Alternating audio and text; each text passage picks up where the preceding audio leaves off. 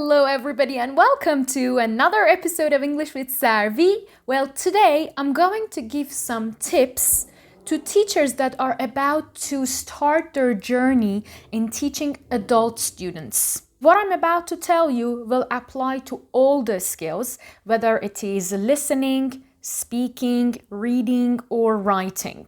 There are, of course, a lot of other things that you need to do, but this will be just the beginning, like the basics. So if you're new to teaching adults, this video will be good for you to watch.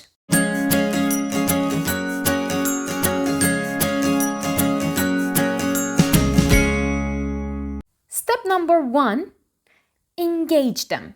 For any lesson, any skill, you need to first engage your students to the lesson.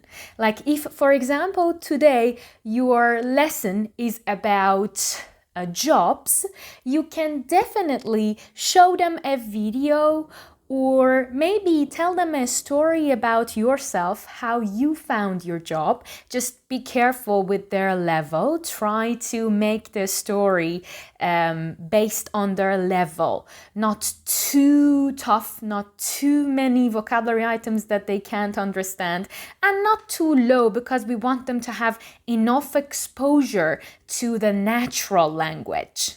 So it can be in the form of videos, you can tell them a story, or you can simply make them read something short, related to jobs. Again, something that doesn't have, like a piece of reading that doesn't have a lot of vocabulary items inside. And be careful, what is your take out of that reading for the engagement part? If we want to make the engagement part like more interactive, which we really do, it's better to have that short piece of reading and then have them talk about it in pairs or in groups of 3 or 4 so that engagement happens the way we want it to. Remember that in your engagement, you don't correct errors. Your goal is not to correct them. Your goal is to just make them familiar with the topic. And try to make it about them and not about you. Because this way, they will have a lot more to talk about if the question is about the things that they did yesterday and not guessing the things that you did yesterday. It makes sense that people have got more to talk about when it is about themselves and not about the other ones.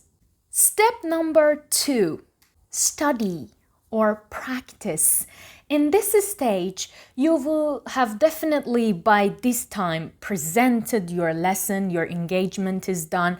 If they've had like a reading to read, they've read it. If they've had like a listening to work on, they've listened to the listening. And now you want to practice. In different skills, this practice stage might look different. If your skill has been reading, your students probably have a true or false activity, which is the practice, or maybe they've had to scan the reading and answer some very short questions with one answer. Or if it's been a listening, it could be the same. They might have like a gap filling activity. Or if it's been grammar, they might need to work on some unscrambled sentences. Basically, you want them to practice the input. Step number 3, the activation. At this stage, your students have been engaged to the topic. They've had enough input, then they've practiced the input, and now it's time for them to be free, to be able to experience that skill in real life situations.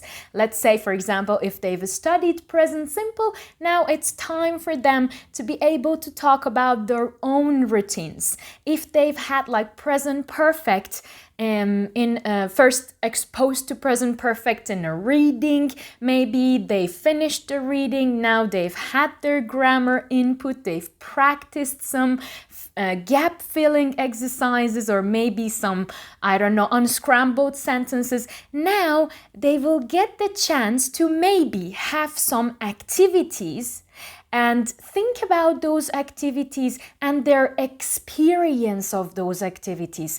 Have you ever, why can't I come up with a sample sentence? Oh my God, I really don't know. Let me check my notes. This one is good. Have you ever done bungee jumping?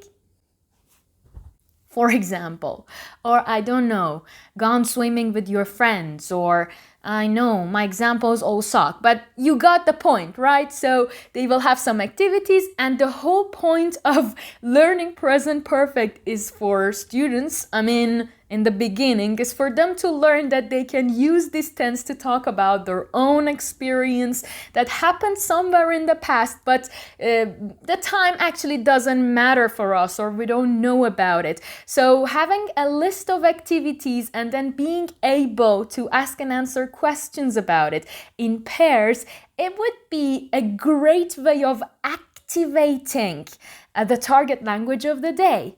And of course, at this point, you, after giving instructions to your students, you will be walking around the classroom, and you will try to hide actually with a piece of paper and maybe a pen or a pencil, trying to listen to them and write down their errors, so that at the end of the lesson, you will be able to give them feedback on their sentences. If somebody maybe have forgotten to use the past participle of the verb, then after they finish up, you can write that sentence, that error on the board, and you can ask them to give you the proper answer to correct their mistake. And then you're done. Of course, you're not done, but for that session, you're definitely done.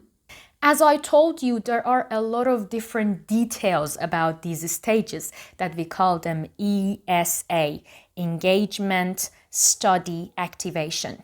But in this video, we wanted to just go for the basic one, which is actually the fundamental need of a teacher to know how to approach different skills, like in general. I have got a playlist called Class Observation Lessons, and you can observe me, and at the end of each lesson I give feedback of my own performance. If you're new to teaching, or if you really would like to see another teacher's perspective towards different skills, I suggest that you go ahead and watch videos in that playlist. I have named them based on different skills. So if you want to watch grammar, you've got examples of grammar. If you want to watch vocabulary or writing or reading, you will have at least one example of each. And my own feedback is usually at the end of each video. So if you're interested, go ahead and watch them. As always, don't forget to subscribe to my YouTube channel, like the video, share it with your friends. I love you, and bye-bye.